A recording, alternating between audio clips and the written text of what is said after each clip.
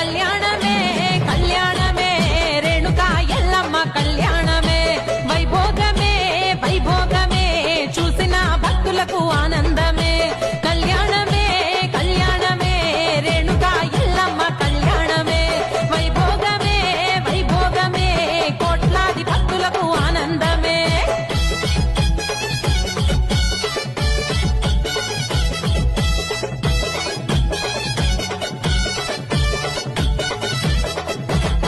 కన్యాదానము చేయంగా